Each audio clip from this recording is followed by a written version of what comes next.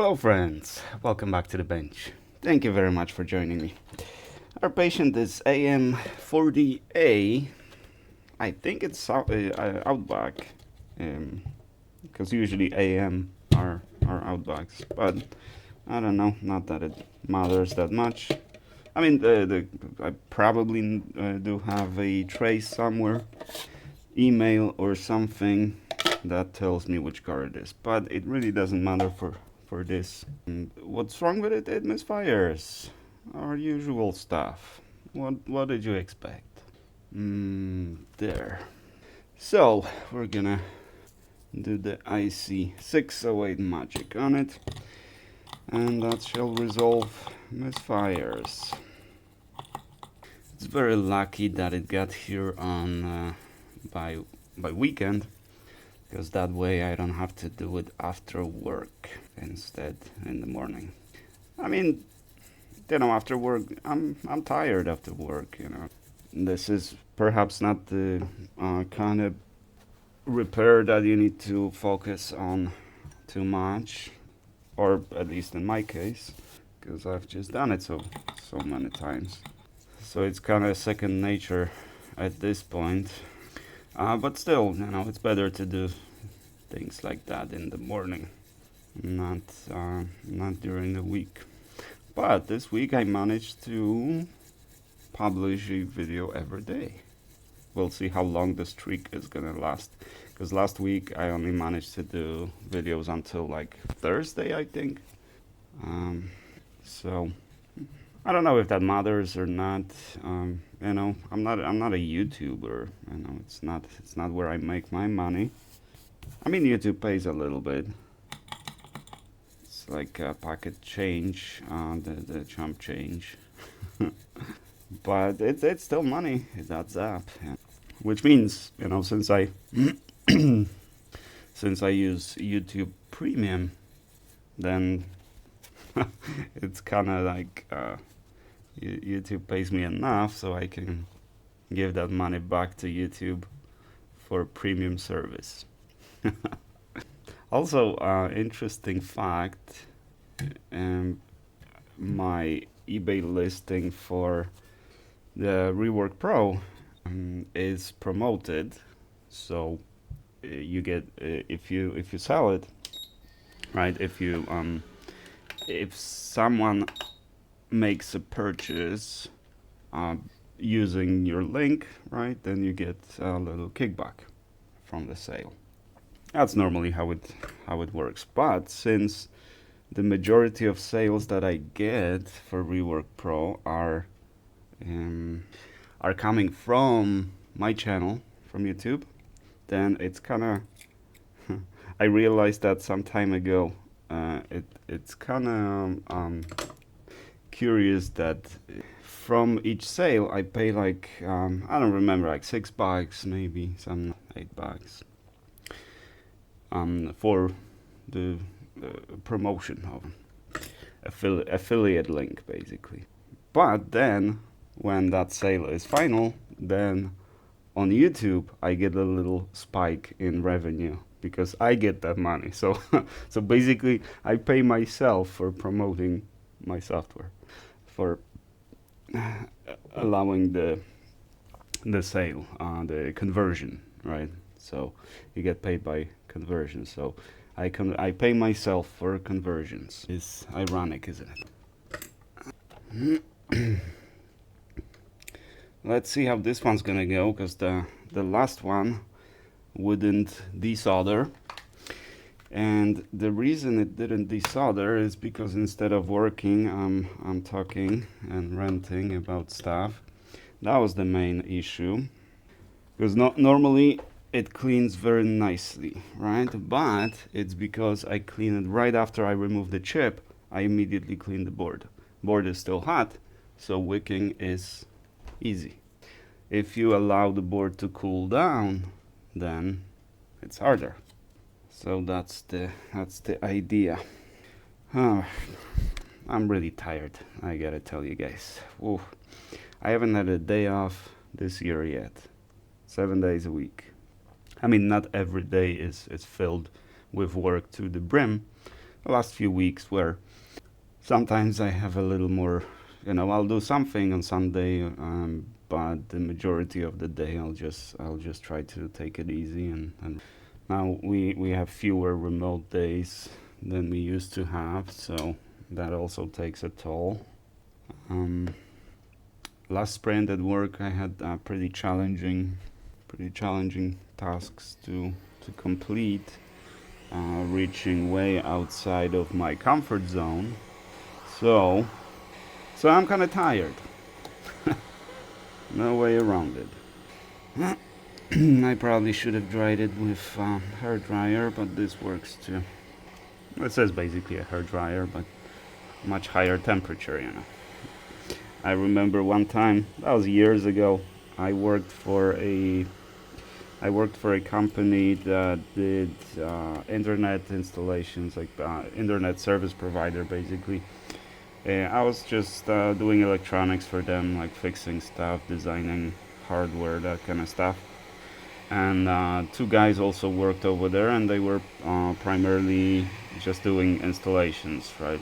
Because if the customer wants internet, they just go over there with the ladder and stuff, and they install antenna and that kind of stuff, right? And they had a little laptop that they always brought with them. It was a little Dell laptop, and it got wet. They brought it back to the shop, and they used a heat gun to dry it, just like I did here. And of course the plastic has melted off on the computer, and I was shocked, like saying like, what did you expect? Or better yet, if you think you can use heat gun as a hair dryer, then try it on your hair. Just put it close, do the same you did to the laptop, but do it on your head, and you'll see how your hair will just melt away. So no, you can't use a heat gun as a hair dryer, or expect it that it's just gonna dry water off the device and not damage the device. I forgot about the fume extractor, but okay, see that? This is what it's supposed to look like. It just, it's my procedure, but as you can see, I still mess it up sometimes, especially when I talk.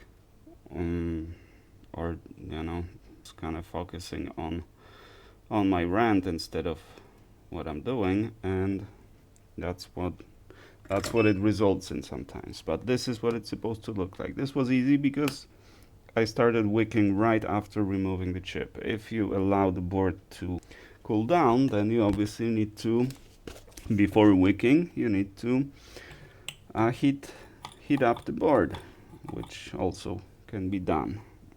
A few weeks ago, maybe was it, Dave was asking about the holder, but not a holder that you get for BGA rework, for the hotter gun, right, for the heat gun, but the one that you could just kind of position however you want, and just so it's a third hand, so wicking is easier. It's actually not a bad idea. I mean, you could just cut a piece of wick, put it on the board, then work with one hand holding the iron and the other hand holding the hot air gun. That definitely makes it a lot easier if you have a lot of heat going to the board while you're wicking, because that's what wicking requires. It requires high temperature. Otherwise, the solder's not going to listen to you, and when you keep scraping, you're going to scrape off some of the board, some of that protective layer over there, which is fine. It's all ground, so it's not a big deal. But I prefer not to, and I like when it's so clean. Shall we? Yeah, let's heat it up again, and let's put some solder on it. Yeah, life's not easy. And recently we got a lot of stuff going on. I don't even feel like talking about politics anymore, It's becoming pointless. But recently, that was actually yesterday, I think, or the day before, I was listening to kind of a political channel. You could call it a political channel, but it's basically a trucker, a hardworking man with limited understanding of complex subjects and limited education, but fully aware of that. He doesn't pretend to understand stuff he doesn't understand, and he's a trucker, right? Why is it important that he's a trucker? Some time ago, I admitted that I had the wrong understanding of the subject of requirements for the truckers. Now, I have a much better understanding yet, or much better understanding still, even better than before, because the trucker explained it to me. So let me fill you in. There was an accident. A trucker was going down a hill, and the brakes kind of, stopped working. So he couldn't stop the car. He couldn't stop the truck, and he smashed into the traffic. A lot of people. Well, I don't know about a lot. Quite a few people died. So it turned out that the driver is an immigrant and he doesn't speak English pretty much, right? Maybe he speaks a little, but a very limited communication skills when it comes to using English, right? So I said before that happened, I said that it's unreasonable to require truckers to also speak fluent English and that kind of stuff. Then that happened, and that was actually one of a few incidents like that. So I said, well, I was wrong. I guess we do have to require the truckers to speak English because things like that happen, right? But no, that analysis was still way too shallow, because now the tracker explained it to me what exactly happened. So I didn't know that because I've never driven a semi. I've heard some some people explained to me some stuff about it, but I didn't know that. Well, in the big truck, in the big rig, it's not like a regular car, right?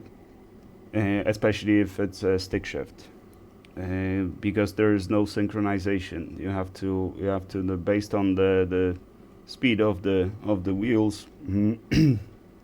You have to use a proper gear, and you have plenty of gears over there, because first 3 gears are like for heavy loads. So there's a lot of gears because you need to hold tons, literally metric tons of cargo. So it's gonna work differently, right? And it turns out it works very much differently. But that's not even it.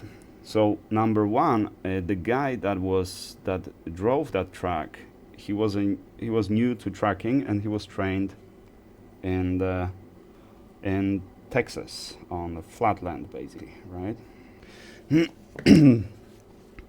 He had no experience driving in the mountains, so first of all he should never have been sent to the mountains, right? With no experience. Second, he shouldn't have been sent in the truck that is not automatic transmission, but manual. Third, again, from the source, from the expert, those runaway ramps for trucks, if your brakes go down, you take that ramp and you smash into the pile of sand, right? And nobody gets hurt except you. You're gonna get a fine. You're gonna have problems. So when truckers are trained, they are told that you never use that lane, ever, because it's only gonna be a lot of problems.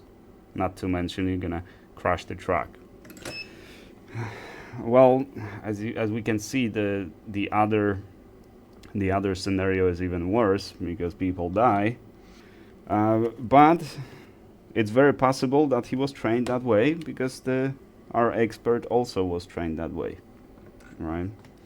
So now, going downhill, you start picking up speed, right? So you want to reduce the gear. You want to shift down, right? In the regular small car, that's not a big issue.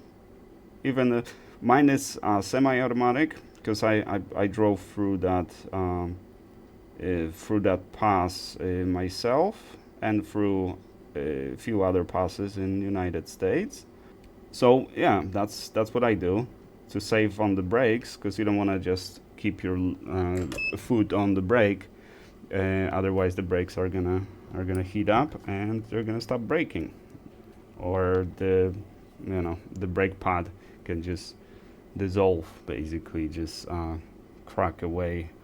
The whole caliper can just, well, a lot of stuff can happen if you overheat your brakes.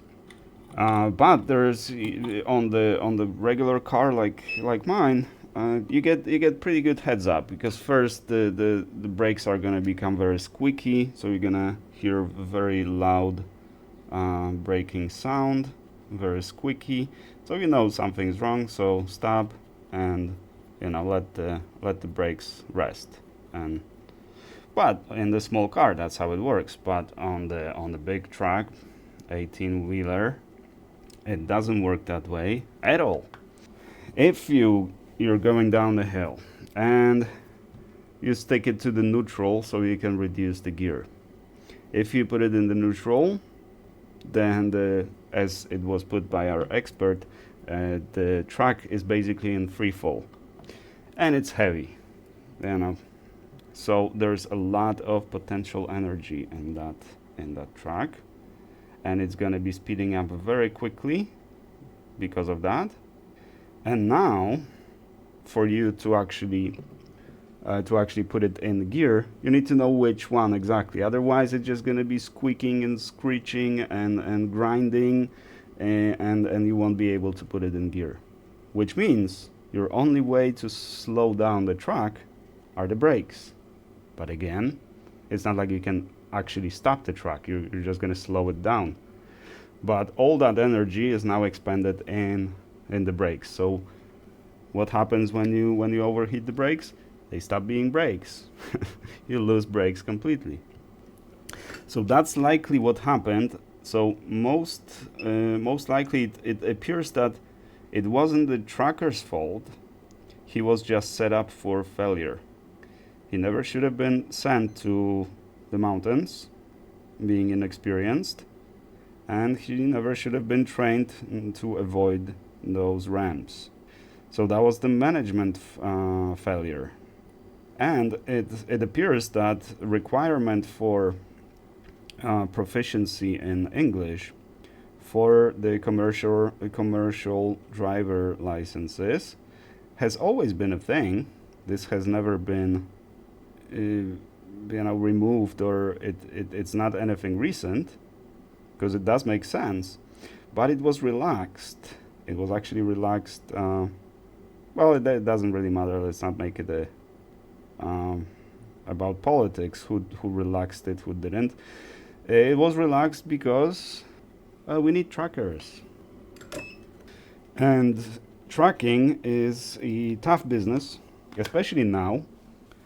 You have a huge chain of brokers before you even get your load. It went through a lot of hands, and then it's going to go through a lot of hands as well. So you're like a tiny link in that big chain. They pay, I think, by mile. You get your paycheck per mile. In many cases, you have to maintain your own truck. It's your own personal truck that you're using. You gotta maintain it, so it's a relatively big engine. Although it's actually, the engine is not that big, and then it's the transmission that is big. That's what gives the truck its power. The engine is, the same on tractors and a lot of equipment. The engine is a 4-cylinder small engine, but the transmission is half the car. The tires, that's something that is always going to give you problems.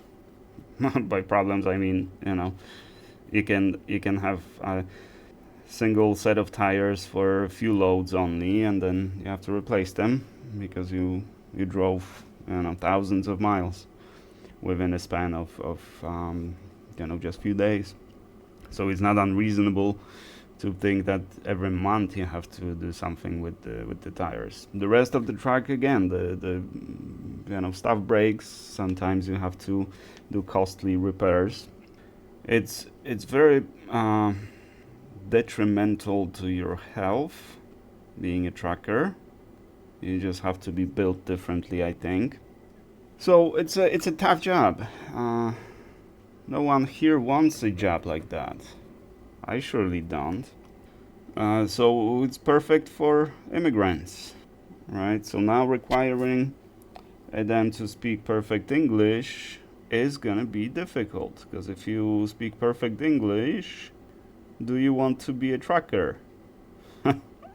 No. The same with construction business. You want to work constructions if you speak English fluently? No, you're gonna get better job, lighter job, more of an office job, desk job, because you speak the language. Make sense?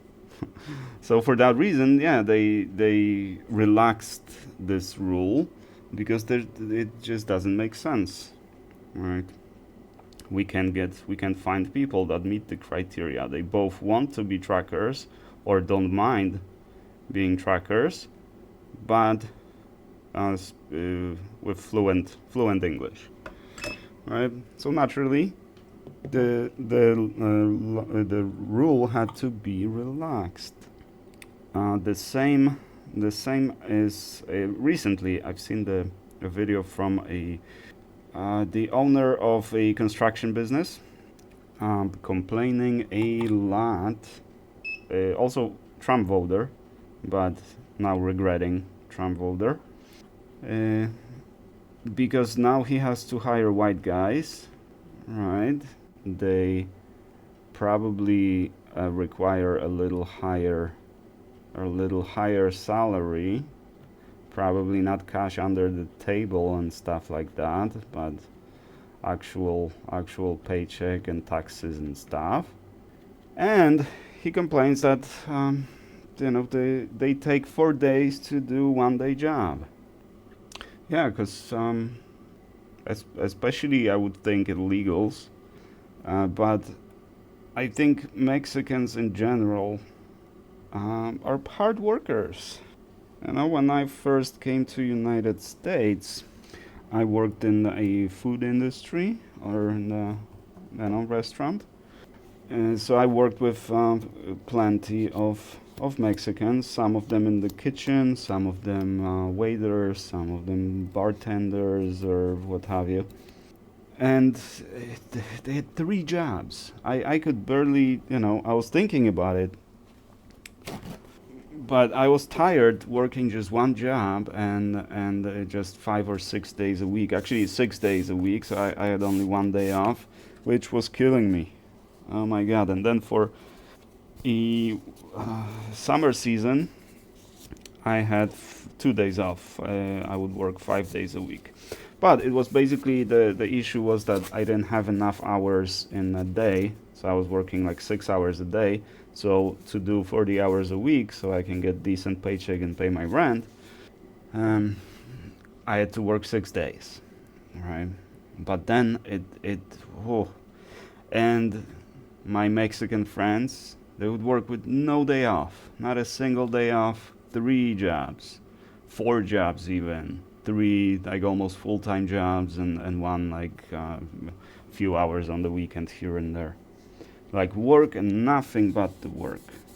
And they didn't even complain. I've never heard them saying that they're tired or anything. So yeah, if you now just replace a hardworking Mexican with a lazy Polak like me, then yeah, the job is not going to be done in one day like it used to. Now it's going to take 4 days. And in addition, I'm going to be complaining all throughout the process. This is what a double-edged sword basically looks like. Your decision to start deporting and just suddenly enforcing immigration on that level, it's gonna have repercussions. It's a decision made based on hatred rather than any pragmatic plan to achieve something. It's basically just pure hatred. No, we don't want immigrants and that's it. Then yeah, you're not gonna have immigrants, and also you're not gonna have a job well done, or quickly done, or cheaply done. So everything's gonna become more expensive. There's gonna be fewer good jobs.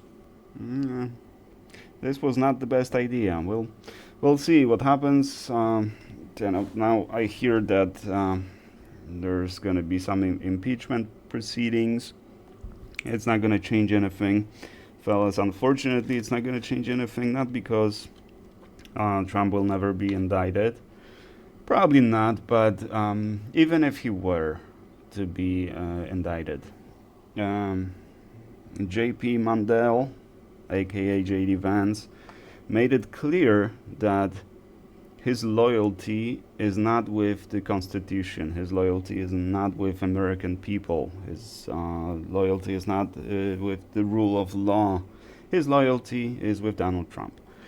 So no matter what Trump does, then J.D. Vance is going to be kissing his feet. You know, say what you want about Mike Pence. I don't love the guy, but when the push came to shove, he stood up and said, "No, I'm not gonna break the Constitution, because my oath and my loyalty is with the Constitution and American people, not with any particular president or person in power." I say that was good. I say that was great.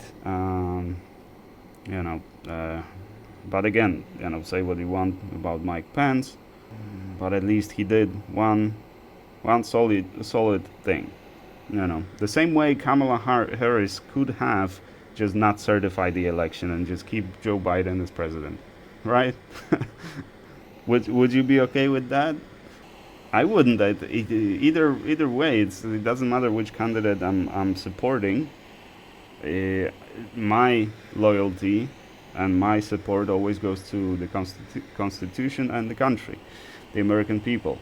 I don't care who's in power. If they break the law, they should be punished. That's it. So yeah, even if they impeach Trump, that's not gonna change much. And I don't think it's gonna. I know I was predicting that the impeachment would start after the midterm election, because it looks like, at least so far, it looks like Democrats are gonna win by a landslide, and I base that mainly on their plans now.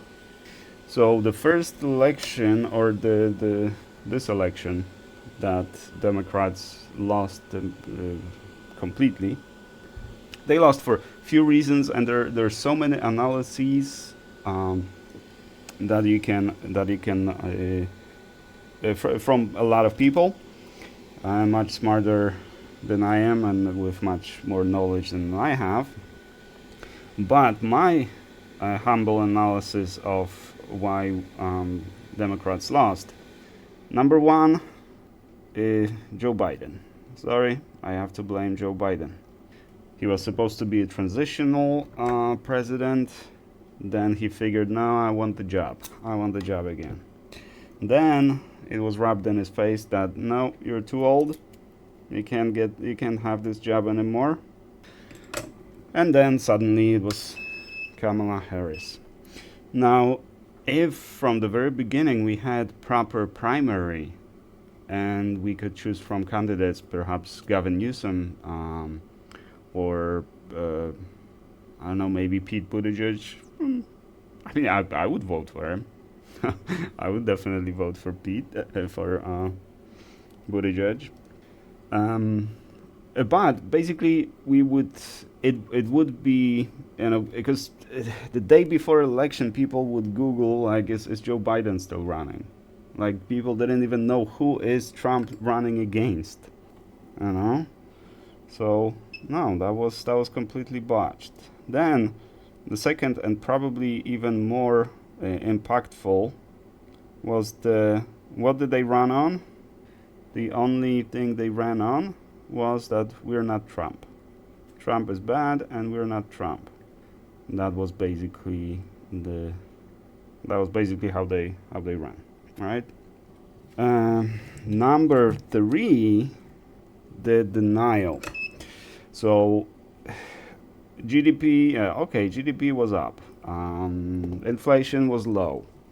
The markets, records in markets or whatever, the volatility or the market volume and market gains, everything high up.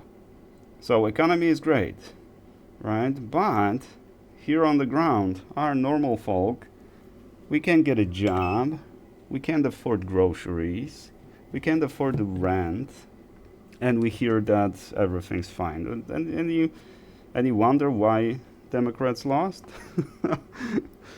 Of course that's not gonna.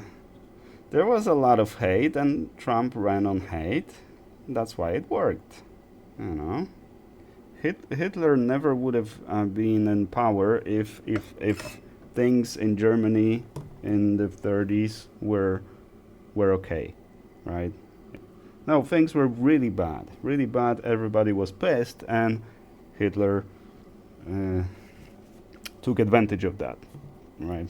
To empower himself and go through with his diabolical plans of exterminating groups of people. So now Democrats are changing the tune, and now we hear that not only they're gonna fix the economy, not only they acknowledge that the economy is crap right now, but also that it has been for the past 5 decades, and it needs to be fixed. Now that's something that I would love to hear in the previous election, instead of everything's fine and just be happy, own nothing and be happy. So now they're gonna get a lot more support. And yes, if the Democrats get the majority back, I think we will see impeachment, because there's plenty to choose from. When the Republicans wanted to impeach Biden, they couldn't agree on what to impeach him on, right?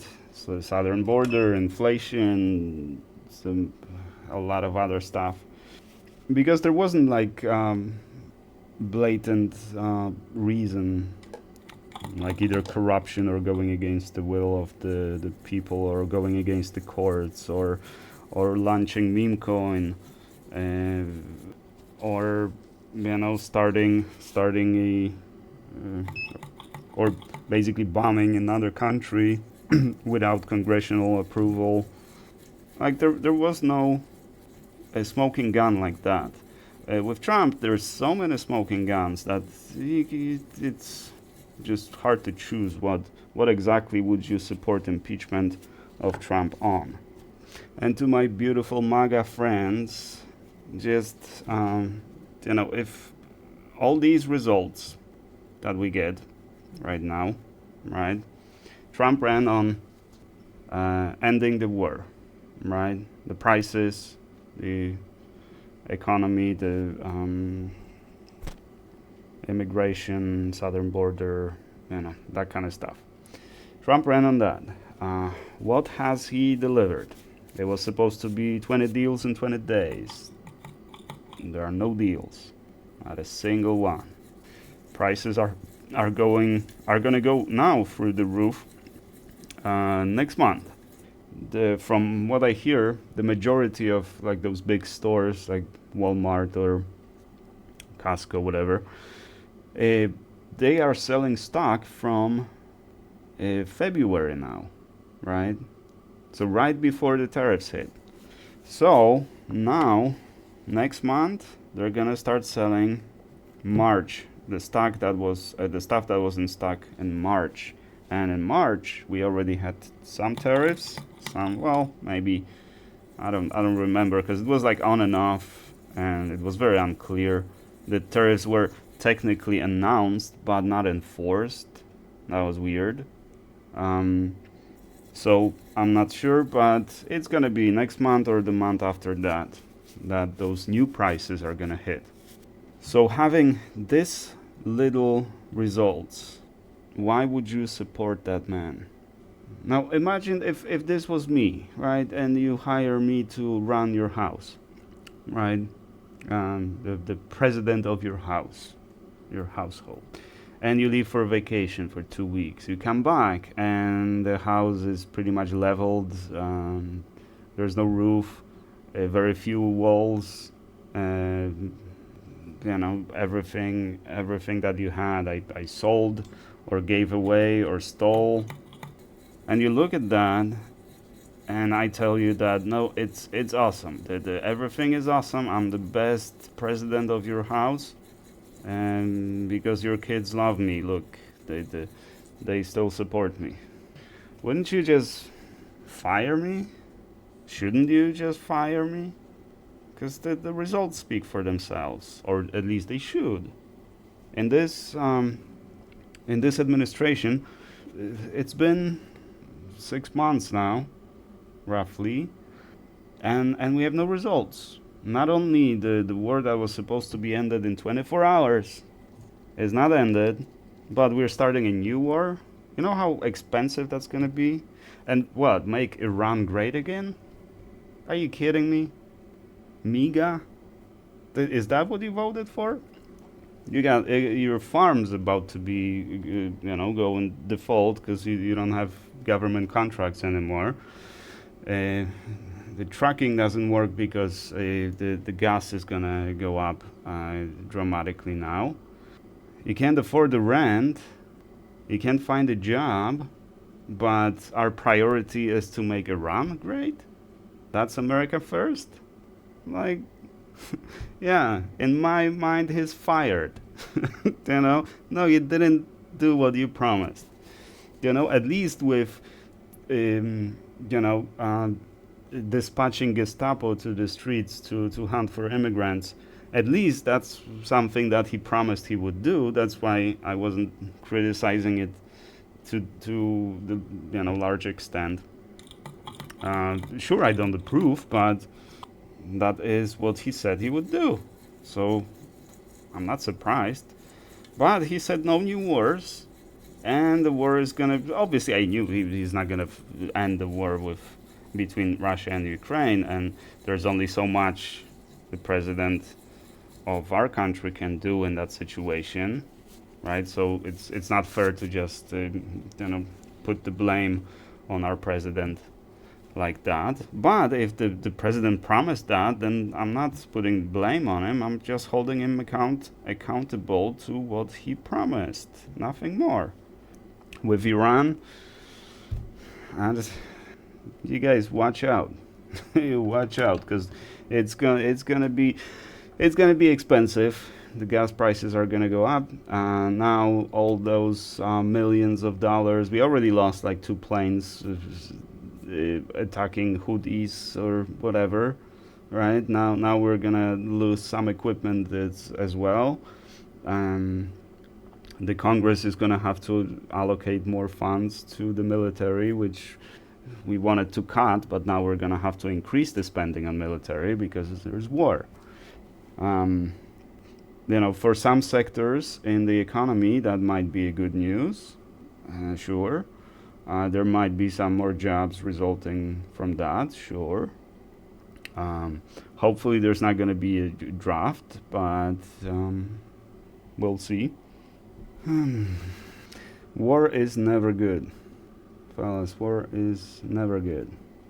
Now, I think that the reason next administration is going to be largely won by the Democrats is a few reasons. Number one, we tend to forget very quickly. We forgot how the first administration of Trump went. Second, over 4 years, we have a lot of new people that joined in the group of voters, and they joined in, and yeah, they can't find a job. It's crappy, right? They were not happy, and hearing from the administration that the Democratic administration that everything economy is great, everything's fine. Well, then obviously they voted for Republicans. Naturally, can't really blame them for that. But the next one, first, we're gonna remember this administration. Second,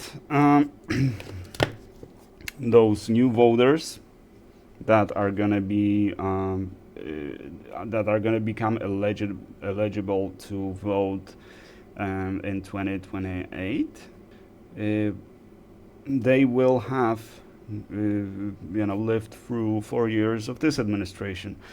And that's the main reason why those administrations always switch. So after Democrat, it's almost never the after Democrat, it's almost always the Republican. After Republican, it's almost always a Democrat. The reason for that is that the current administration is blamed for what's going on, regardless whether it is their fault or not, or to what extent it is their fault or not. So obviously you want to vote on something opposing, right? You want to vote for the opposition because it's not great, right? And whose fault is it? Well, the leaders.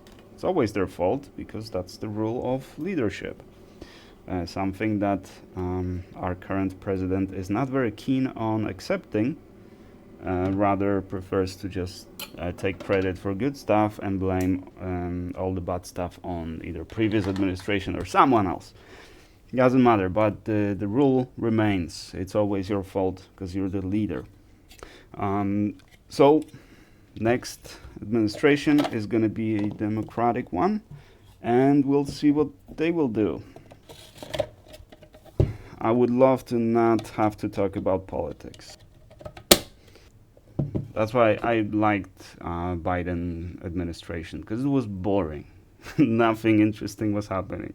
Now with Trump administration, every day is breaking news. It can be very tiring exhausting after a while, and that's how it was in the first one. But this one is even more so.